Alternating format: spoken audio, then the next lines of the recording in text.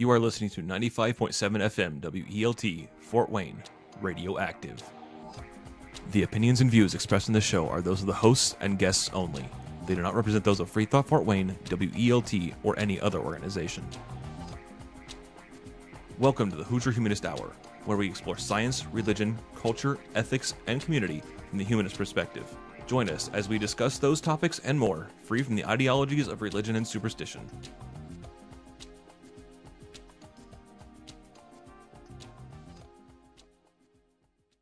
Welcome, Fort Wayne, to the Hoosier Humanist Hour. We got some interesting topics to talk about tonight.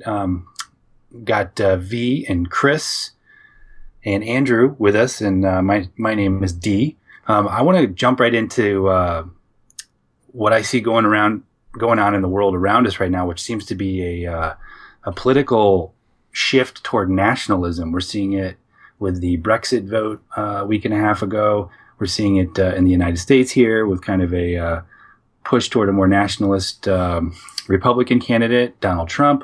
And I'm just wondering if you guys are seeing the same thing. And I'd be interested to hear and discuss your opinions on, like, what are the implications of that kind of shift, particularly with a world that's more of a one world instead of, multiple nations.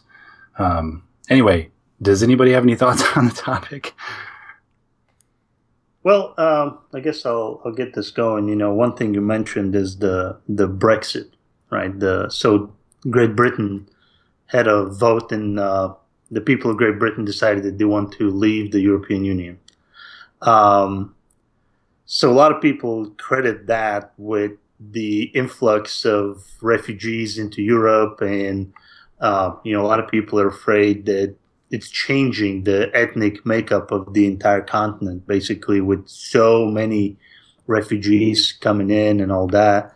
And,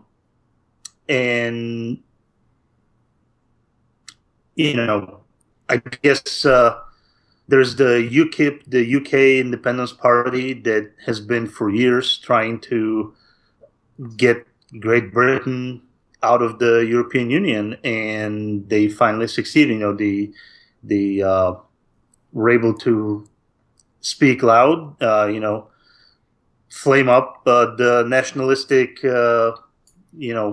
views of people, and they finally voted. One thing that I noted, there definitely seems to be that rise in the nationalistic sentiments across Europe and maybe even in the US, but people under 40 voted in the British, the Brexit. They voted to stay in the Union, despite all that. Especially young people under 30 voted like 60% to stay in the European Union. So, yeah, in some ways, we are moving to more open borders, more open world. In at least from my perspective, I hope that this, rise of nationalism and stuff is just a temporary bump because of, just the circumstances around the world, wars and refugees and all that. And I'm hoping that, the young generation remains open and not, irrationally nationalistic. I mean, I have no problem with, having those kind of sentiments and wanting to, do good for your own country and be proud of it. But, within some rational boundaries. So you're firmly on the side that Great Britain should have stayed in the European Union? Oh, absolutely. Absolutely. I think they could have dealt with the refugee situation. And frankly, them leaving is not really going to change much of that right now. They're not out of the European Union yet. People are still going to be moving freely. It's not going to be acceptable for the British people to have, to reinstate borders. One thing that's kind of crazy is what happens if Scotland decides to have their own vote and they decide to stay in the European Union and decide to secede from Great Britain, right, it would mean that they would have to literally put border checkpoints in the middle of the UK. I mean, if that's not insane. Yeah, that would be pretty wild. I mean, they could just reinforce Hadrian's Wall, rebuild it. Yeah, there you go. Is there anybody there who's taking the opposing point of view that Great Britain did the right thing by leaving? I could see where they're coming from. I can see where they're coming from too. I mean, it is. There's a great. I mean, it's a propaganda piece on the Leave campaign party or part of it. But there's a great video called. It's basically called Brexit: Why We Should Leave. That, I mean, there are economic benefits of leaving the European Union. For instance, fishing villages on a certain coast of the UK, they lost the right to fish just a couple miles off their shore.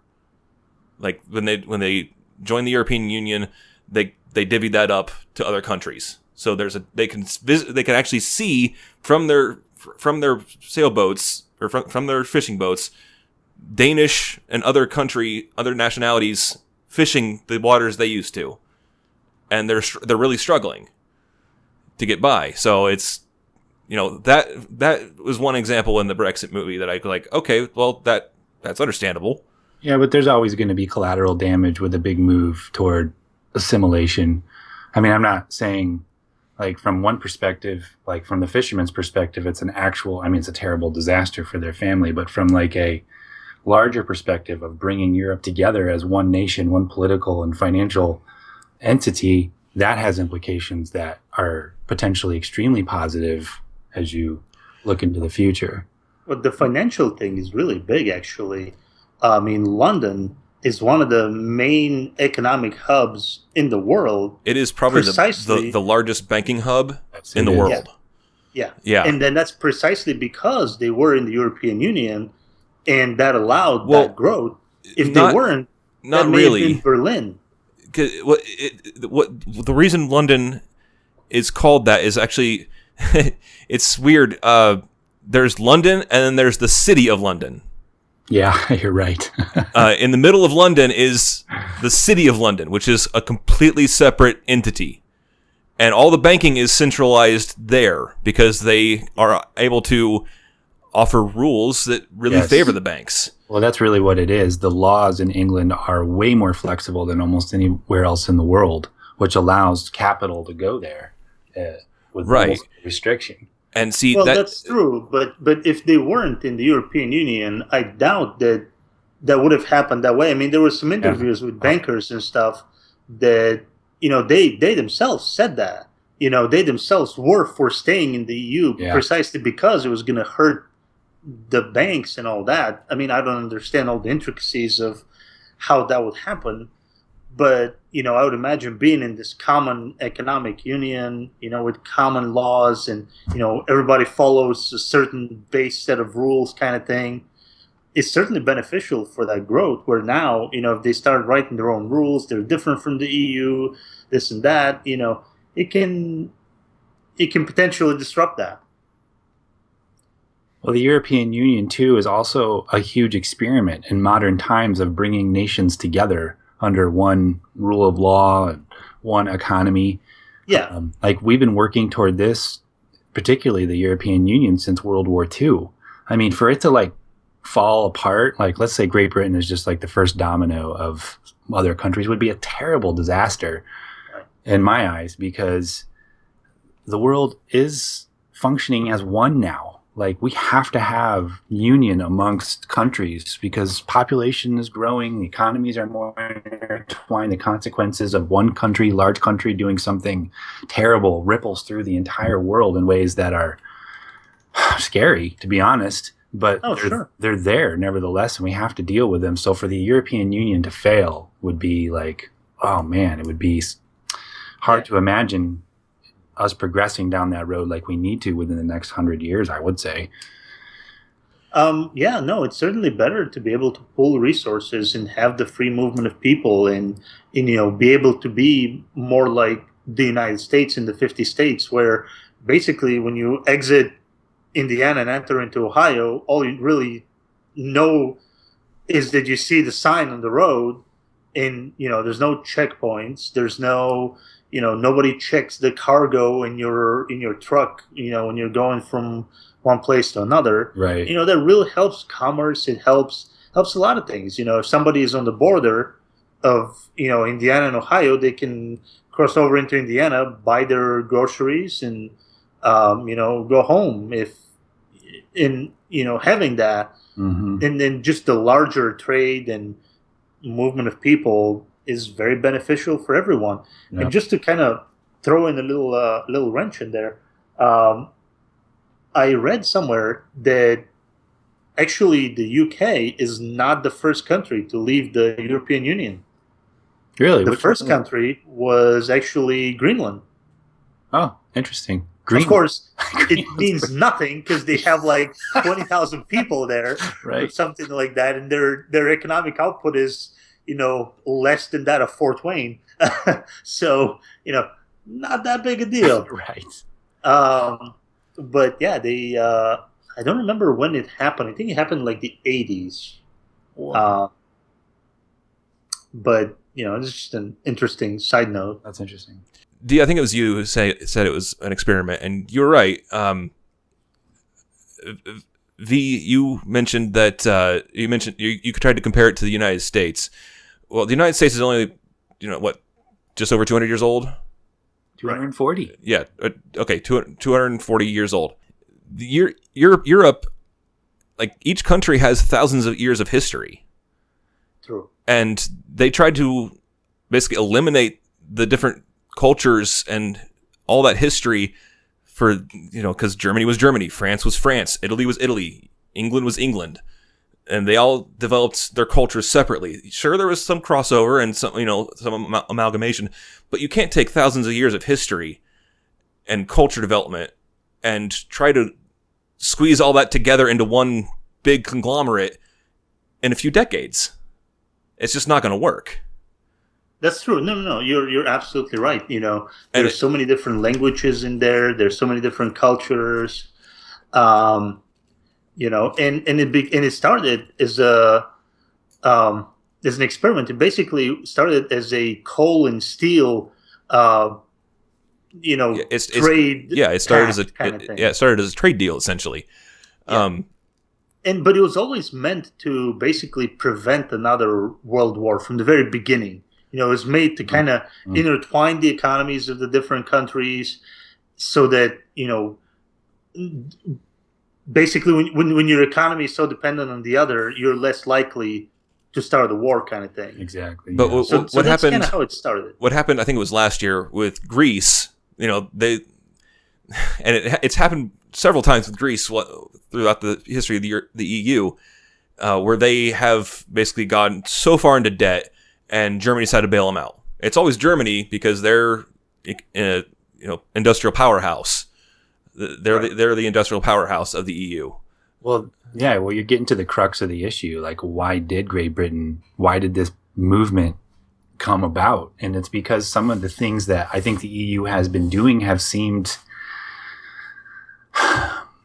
unjust. I don't know if that's the right word, or unfair. Well, a lot of it comes down to the fact that there's the European Parliament, which is the elected officials from all the member states in a room discussing legislation, but they can't actually enact anything.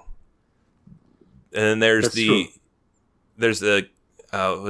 European Commission, who are unelected bureaucrats essentially that actually get to decide what happens. So they're unaccountable to anyone except to themselves. And a lot of people in Britain didn't like that. A lot of people in the EU don't like that, matter of fact. Yeah, no, there's some messed up politics in there. That's for sure. That is for sure. It's a weird, the way the organization grew and the way things happened is become this very convoluted. It's a bureaucratic nightmare. The structure is just awful. That is undisputable. You're absolutely right. It's interesting. Yeah. It's a really interesting problem. It's like, and it causes a lot of friction too. Yeah, I mean, I don't blame Great Britain for leaving, but geez, like they sure did give up an awful lot by choosing to leave. Yeah, I mean, it's their right. It's their right. And one thing that actually, maybe if other countries don't follow suit, this may actually be good if you view further integration as good. Because actually, Great Britain had been putting the brakes on that.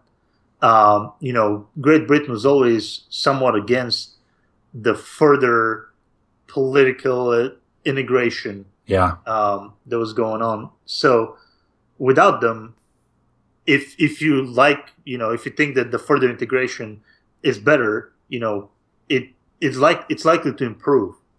That's a really good point. Yeah. Yeah, sometimes these things have a way of, doing a complete 180 on you and end up being like the best thing that could have happened. That's true. And, it's not like Great Britain is going to disappear from the politics of the EU. They're going to have some special status probably. They're probably still going to be the free movement of people. The economically, there's going to be some changes, but they're probably going to work something out in the long run. So it's definitely interesting to see what's going to happen there. Yeah, I think it'll take probably about 5 to 10 years to see any kind of major change. But overall, like the economy wise, the economic growth of the EU as a whole is almost stagnant. That's true. Whereas the countries in Europe that aren't in the EU, namely Switzerland and Norway, actually have booming economies. Like they have some of the highest economic growth. Well, but those countries are kind of special cases too. Switzerland has always been kind of a rich country, kind of this banking center.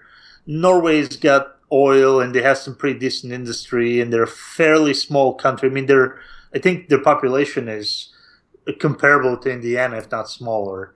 So, those are kind of special cases too.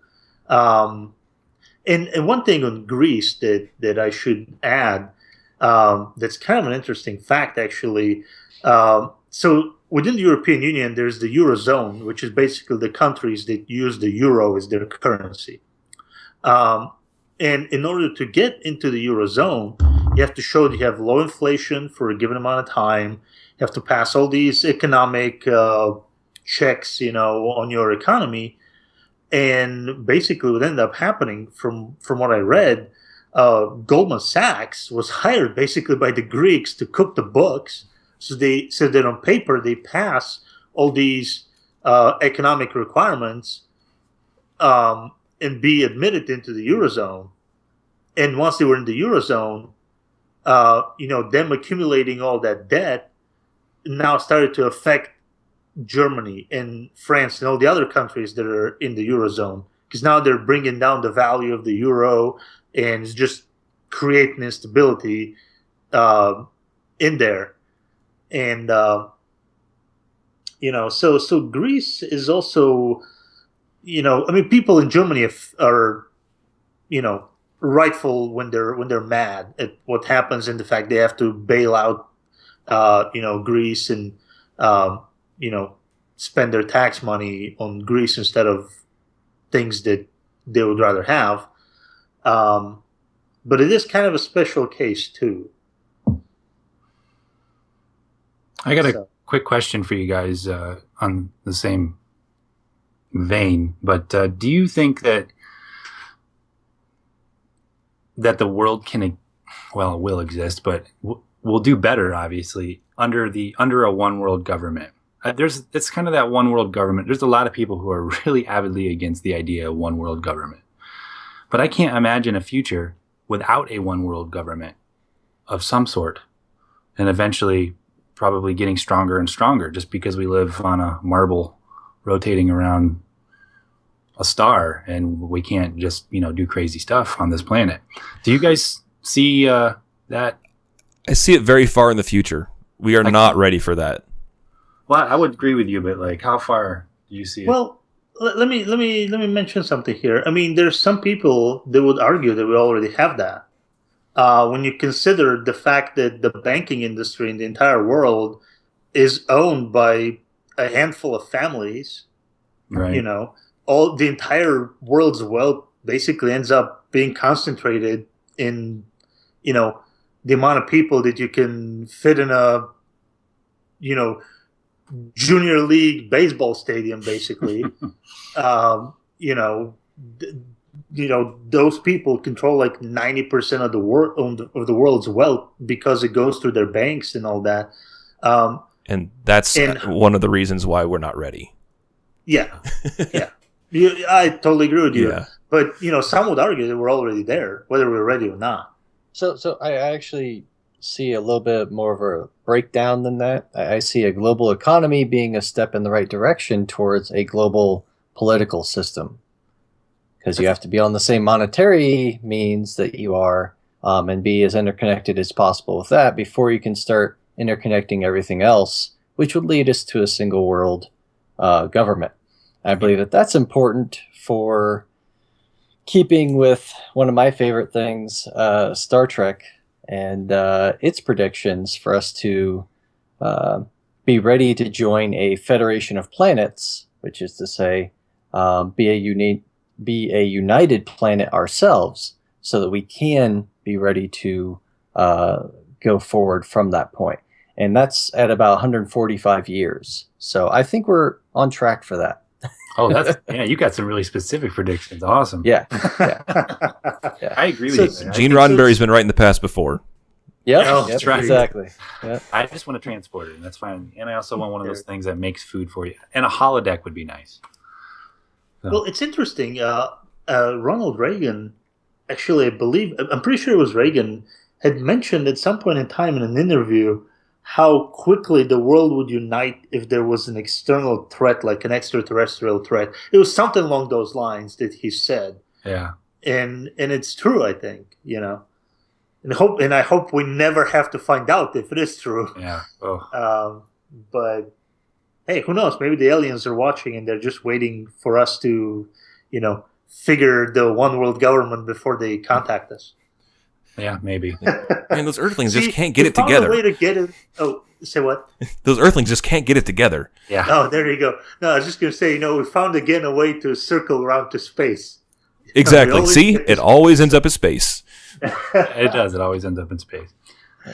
Oh, but, man. Back to the topic, I think you're absolutely right, Christopher. I think that's how they do it. Like, to just make a political union just out of choice is not really proven to work very well. But if you can tie nations together through trade and just keep making those ties more numerous, you can just pull nations together by little pieces of thread. And then the pain of like dismantling all that trade is too great, so people find a way to compromise. Seems to work pretty well. Well, unfortunately, according to the Star Trek timeline, it takes us 100 years from first contact until uniting, but that's because our first contact was with a peaceful race of aliens, the Vulcans. So hopefully we advance a little faster than that, now that I think about it. When are we supposed to get warp drive, man?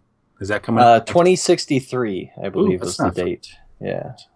I'm maybe alive for that. That's interesting. I'll be old, but I may be alive for it. That's very cool. Right. Hey, we break that speed limit. If I can see that, I've lived a good life. Yeah, exactly. I agree. Actually, the iPhone does it for me. So I just have to hold on for another 50 years. So I can do it. I can do it. The iWarp drive? Is that what you're looking for? Maybe. Who knows? Well, apparently, Russia is. Yeah, I remember reading this article back in last month sometime. Russia is pouring money into developing a teleportation system within 20 years. Gosh. I would love to know the physics behind what they know that makes them think that that's possible with our technology now. They must know some interesting things. Well, maybe that's what they're pouring money into, developing something new.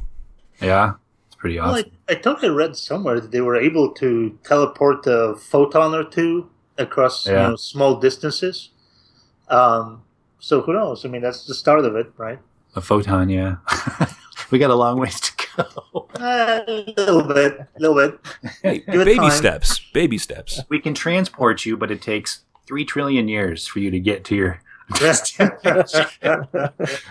Our route is a bit slow. But it's an interesting thing, though. Once physicists are able to prove that it's possible, from that point on, it just becomes an engineering problem. Yeah. And a money problem. And who's going to be the first person to risk being transported? Better snap to it, V. Yeah. I don't know. I'll be the guy that designs the machine. Okay, let someone else try it. Haven't you guys ever seen the movie The Fly? Oh yeah. That's what that movie's about. Getting trapped in a transporter machine with a fly. Man, that movie scared the heck out of me when I was a kid. See, I am so glad we don't live in the Soviet Union. Because see, when those guys make those kind of experiments, they don't kid around. Like I was watching this video, and they showed how they tested on the Mi-24, the helicopter, their attack helicopter from the 70s and 80s, and they were testing the bulletproof glass. And the way they tested it is they literally had someone with like a 50 cal machine gun and shooting at the glass while the engineer was inside the cockpit. So, you weren't sure that this thing was going to work. Yes, this helicopter has been thoroughly tested. They'll just find another engineer to make it better. Right. I'm sure they have plenty. Yeah, there's a reason they called that the flying tank. Yes, it is. It is a flying tank. So, what do you guys want to do? You want to go on? You guys want to move on to the next topic here? Well, let's explore this a little bit in terms of the U.S. context. Do you guys think the rise of Trump is a rise in nationalism in the U.S.? Well, I think the way that he talks about make America great again. Well, he talks about that's but yeah, his trade, his ideas on trade are what sets him apart. Yeah, I think so too, and I think he probably has. And I'm totally speaking with no real knowledge on this, but I think he probably has some legitimate points. But I think he's likely to throw the baby out with the bathwater, possibly, and that's a little scary. But I hate to just think that he's just a totally stupid person, like a lot of people say. He's making the exact same points that Ross Perot made back in '92. Yeah, interesting. And a lot of people look back at Ross Perot as like, well, crap, maybe we should have gone with him instead. Who did Ross Perot run against? Bush and Clinton. Oh, both of them. Yeah. Interesting. Yeah, that's the year Clinton got elected. Okay, Bush Senior. Okay. Bush Senior. Yeah, Bush Senior. Yeah, for a second term. Yeah, and they say that's why he lost it, right? I don't know. Because Perot ended up dropping out of the race because his family was threatened. That's right, but didn't he end up taking still he still took a pretty large part of the vote for not even running. Wow. I must read on that. That sounds like a very interesting story. But I hear Trump say things like, instating total bans on Muslims, or even he's everyone, no one comes in. I was like, I've heard nonsense like that. I don't know how true those things are. Yeah, but well, what he said was that I don't know if it's what he said or what it ended up being interpreted as by his staffers or whatever. But by the time I read something about that, it was what he had meant to say, or his policy about it anyway, was stop immigration from those areas until we get it sorted out on how to filter them, on how to vet them properly, because that's something we don't have a grasp on right now. It's true. I mean, he has good ideas, but man, the way he presents himself is like he doesn't. Yeah, he just kind of throws things out there. Yeah, he just throws things out there. Like, that scares the bejesus out of me in a president, because I want to think that, like, he's probably just doing that for, the personality hype to get people to, like, vote for him. But if that's actually how he is, like, that's terrifying to me as a president. Yeah, and I just can't take that risk, to be honest. Yeah, well, I totally sympathize with that point. I mean, Miss Hillary is not my favorite by any stretch of the imagination, but it's kind of like, well, you may want steak for dinner, but there's potatoes and there's asparagus. There's no steak. I'm sorry, you gotta choose between the potatoes or the asparagus. Yeah. Or you could skip right to dessert with the pot brownies and vote Gary Johnson. There you go. Who is he? Right. He's the independent candidate. Yeah. Or we have one? Oh. Yeah. Libertarian. He's more of a libertarian. Well, yeah. Is he running on a libertarian ticket, right? Yeah. Is he crazy? Yeah, he's crazy. Oh, okay. Damn it. Well, they're all crazy. When he was onions. When he was a governor, he had some sound policies, and he's still trying to bring that into the presidency. But I don't think he realizes the scale that the presidency runs at. Yeah.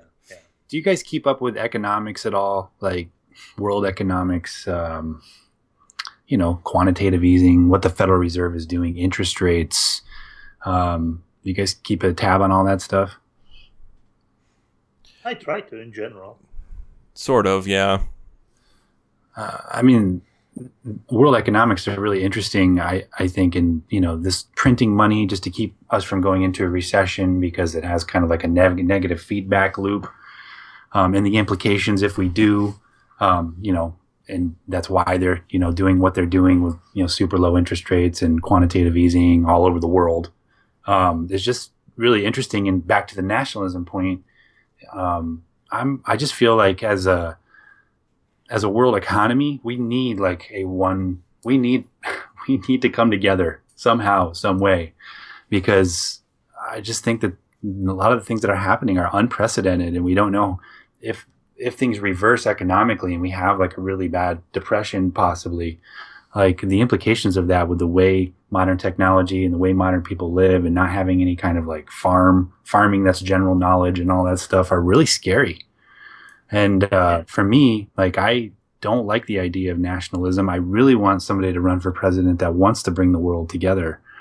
I don't know how that would work, and I know there's all kinds of problems, but yeah, one of the things that I'm worried about with those kind of one world governments is the fact that power, economic and political, will end up being concentrated into even fewer people. Yeah. And will create these dynasties potentially, Yeah. So that worries me a little bit.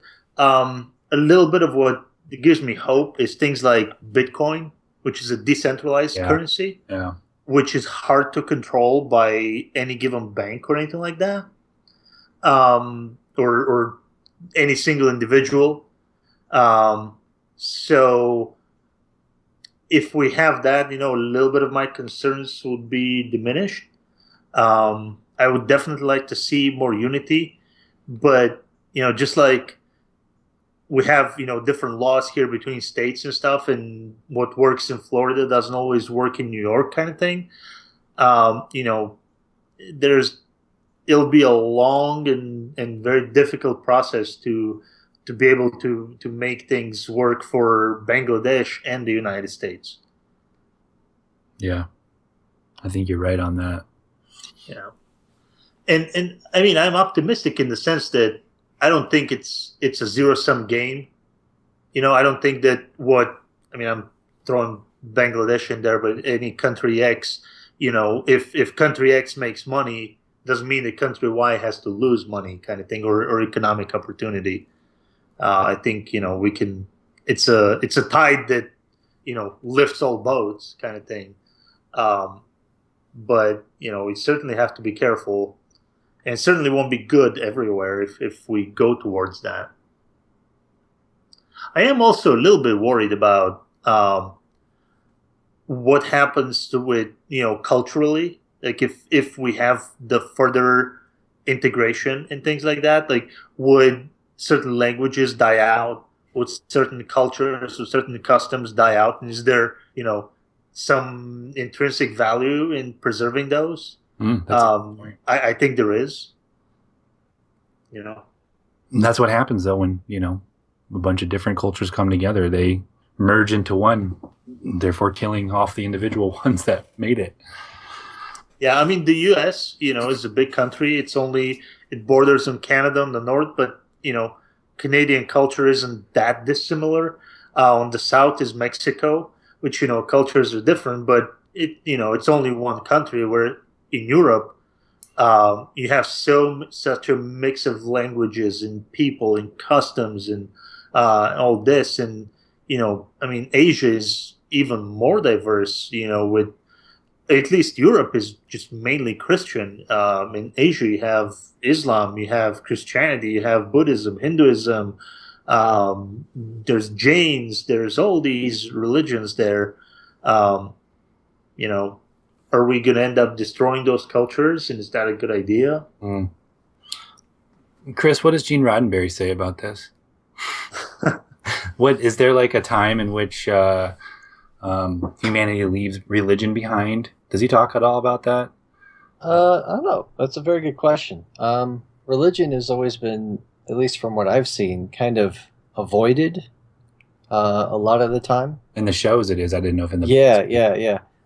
So I don't know. I'd actually have to look that part up. But as far as the culture is concerned, he definitely made sure to preserve culture in his view of the future. That, yes, we can be a united people, but it's still nice to know where we came from and maybe some of the cultural traditions that were shared in the past, at least, and some are carried into the present. So he definitely seemed to value culture and seemed to devalue, at least superficially, religion. There's been in several sci-fi shows, and I don't remember if Star Trek was one of them, they usually avoid the topics of religion, but they sometimes include them in to expose extremism. They'll have like a planet that's divided in two, and one half is more rational and the other half will be very extreme, and they'll come in just in time for like the World War to erupt kind of thing, and they'll save it by exposing the truth kind of thing. So some sci-fi shows do tackle kind of the topics of extremism and try to expose that if you try to look at another culture, it's easier to see those minor differences in how they divide us and what they can lead to, and they're giving us the cautionary tale of we should avoid this. Here's how to come together. Let's look beyond our differences. Does that really make that big a difference? A lot of the sci-fi shows make those kind of points. And the way that Star Trek approaches that, now that you mention it, is talking about the Vulcans. If you look at the Vulcans, they're very, quote, religious kind of race. And if you look at their close cousins, the Romulans are really an offshoot of the Vulcans that didn't want to go the Vulcan route. They didn't want to follow the Vulcan religion of doing away with emotion and focusing purely on logic. And so the Romulans are actually essentially the Vulcan atheists, so to speak, that didn't want to do away with emotion entirely. And That's awesome. they completely separated from the Vulcan culture. Yeah. That's interesting. I did not know that. Yeah, that's a good point. I'd forgotten about that. The Romulans. Wasn't there no, not Wrath of Khan. I thought there was a Star Trek episode where there was like a cult leader that almost took over the Star Trek. It was like a religious cult leader, and he was going to use it to conquer something. Oh, man, I wish I remembered. It's It a was vague memory. Star Trek 5? The Cybok. Undiscovered Country? Oh, Yeah. is that where they would meet God or something like that? Yeah, where God wants to take over the Enterprise, and he's like, I need your ship. And Kirk was like, Wait a minute. if you're God, if you're all powerful, why do you need a starship? Yes. And then Spock comes down in a Klingon ship and kills God. There you go. Man, I want to go meet the Klingons. Captain Kirk, super sharp. Hey, Just wait gotta- a minute. Why do you need my ship if you're God? It's funny. Well, I mean, that's even in the Bible. There's a story how God couldn't defeat, like the Jewish army couldn't defeat one of the other army because they had chariots made of iron. Oh, yeah. I don't remember the whole story, but yeah, it's probably like in Judges or like right around there. It was the story. I'm vaguely remembering it. Modern technology of the time. Iron Iron is God's kryptonite. He can't do anything. That's right. Well, how about we throw in the Noah's Ark park that's opening up in Kentucky? Yes, public service announcement, Fort Wayne. Noah's Ark is opening up in Kentucky. I have no idea where, but it's supposed to be a replica of Noah's Ark, correct? Yes. But made of metal. Giant. Right. No, it's made of wood. It's made of wood. Well, the exterior it has a metal skeleton, though. Oh, yes.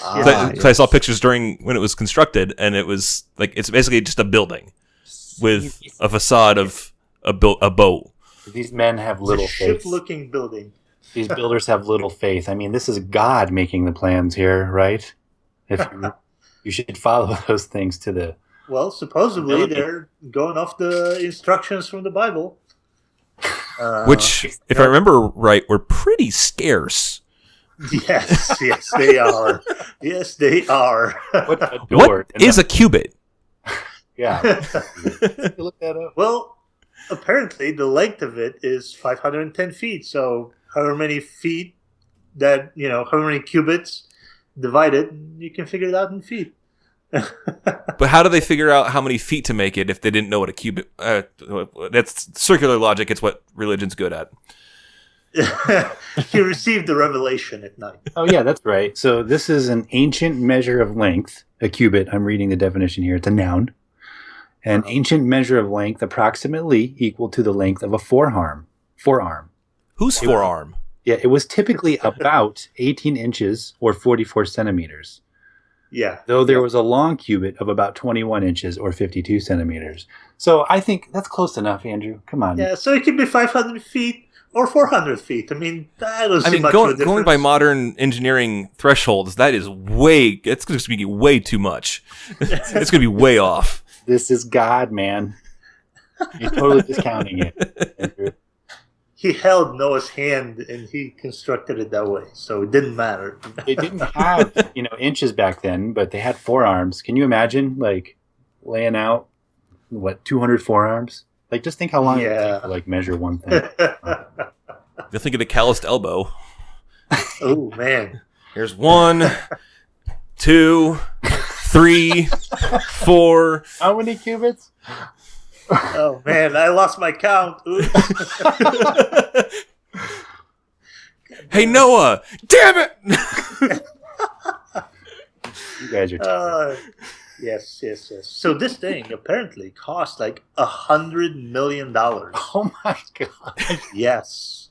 And they first started, I think they made the announcement in 2010 that they were going to start building it. And they're just now completing it at $100 million price tag. And apparently, here's the kicker. When they were doing their fundraising, they were really struggling until the debate with Bill Nye and Ken Ham. and right after that, they got like a $60 million in donations. Jeez. Wow. Yeah, or loans. I'm not sure if it was. Yeah. So that's kind of crazy. Apparently Bill Nye didn't realize that it was going to give him that much of a boost. I thought he was supposed to be smart. Yeah, yeah. So here's what it says in the article that I was reading. Apparently it's www.kentucky.com. And in their news section there, it says, about 3 weeks after the debate, Ham announced that a bond offering from the city of Williamstown had raised $62 million for the project. And a few months later, Answers in Genesis was breaking ground at the site of the Ark. That's amazing. Yeah. Way to go, Bill Nye. Thanks. Yeah, right. And apparently they're getting, which a lot of people are upset about this, there's like an $18 million tax break that they're getting because they're a religious organization. And so they're not going to be paying sales tax and stuff. Okay, so or partially not paying it, or there's in some ways they're claiming they're saving like $18 million in taxes. So for our audience here, can we explain some of the reasons why we think Noah's Ark is a ridiculous idea? Like, what about you, our botanist fellow, Christopher? Is it possible to put that many animals in one location like that? Well, I don't know. I guess it depends on your definition of what a species or what a kind is, which is always something that people argue. I guess I don't know all that much about botany because I don't think they really accommodated plants much. But as far as the animals are concerned, I mean, it always seemed a little strange to me that no matter how you calculate it, no matter how you cut the whole scenario and situation, if you're accounting for the animals being on the ark for the length of time that they were on the ark, according to the biblical story, there's no way that you can house that many animals, even different kinds of animals, and house the amount of food that you would need to sustain those animals for as long as they were there. It's just physically impossible. And imagine not only that, but we're talking 6,000-year-old technology. It didn't have fridges. You couldn't refrigerate the meat for the lions or the big cats or whatever they had, if it's the cat kind. And even if you had babies, presumably they're grown enough to where they eat meat and they no longer take milk from their mothers. So no matter how you cut it, you need to invoke magic.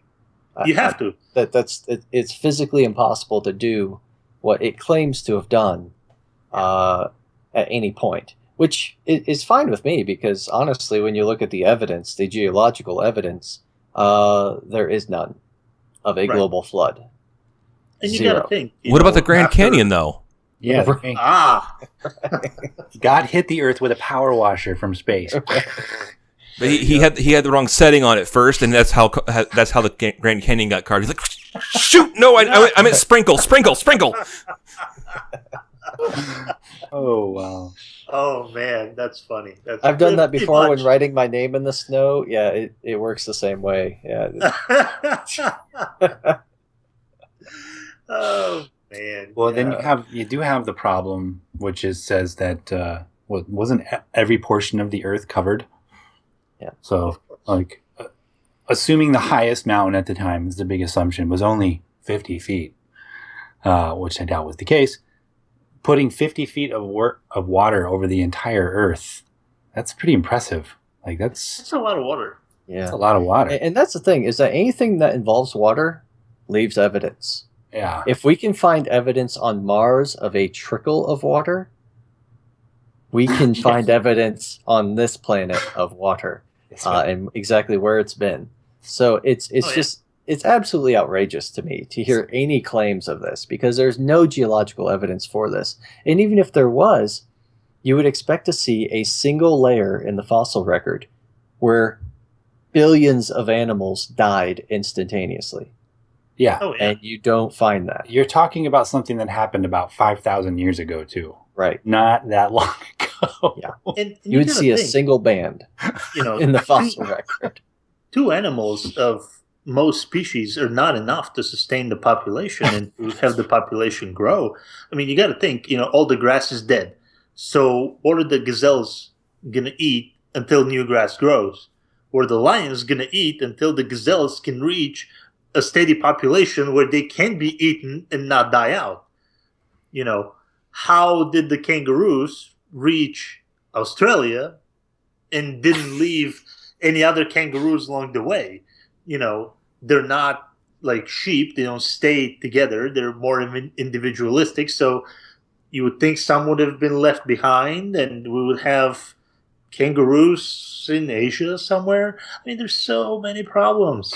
But the thing is that honestly, all of this could theoretically, be speculative.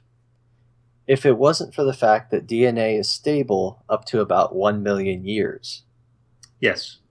Oh yeah, and another thing that I want to always tell people when they say, "Oh, I don't believe in evolution," I can see microevolution, but I can't see macroevolution. Well, let's take the example that they had the kinds, of animals. So, there wasn't lions and tigers and panthers.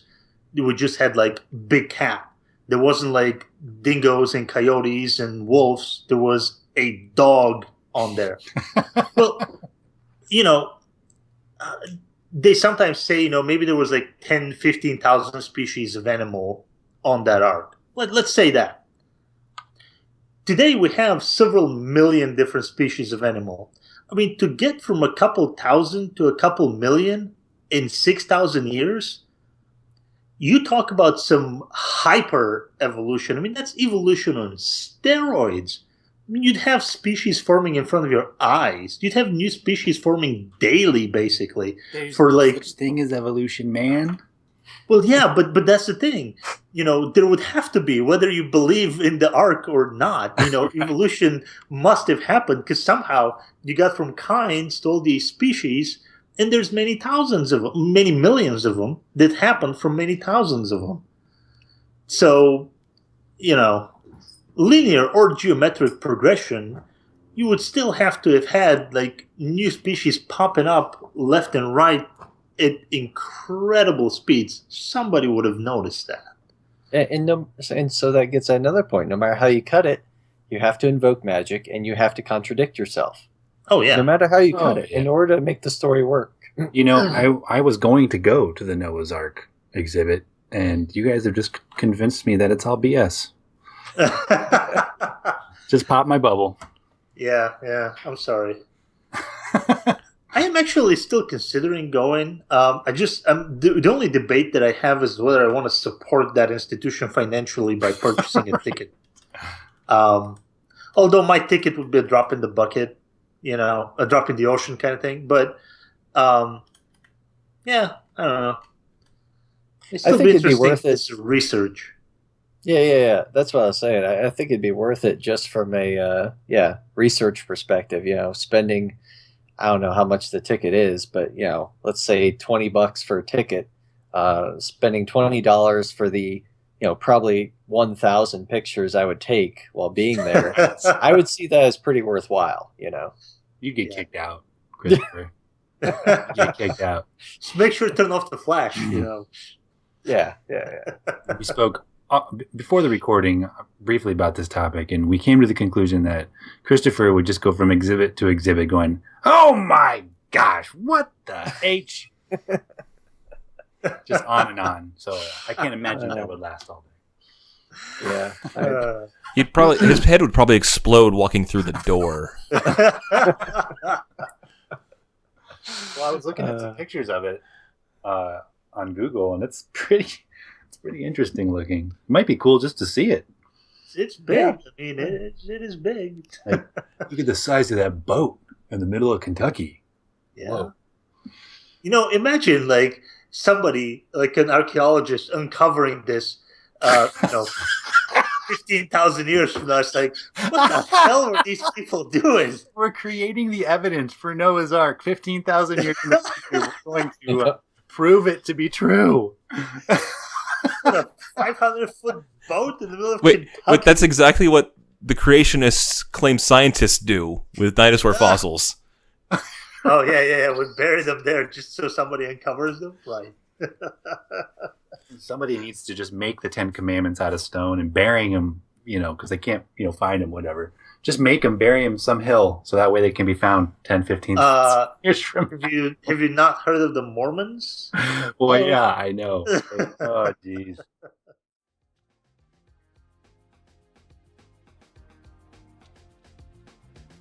That is all the time we have for you this week. This has been the Hoosier Humanist Hour. Be sure to check out FreeThought Fort Wayne on Facebook and on meetup.com.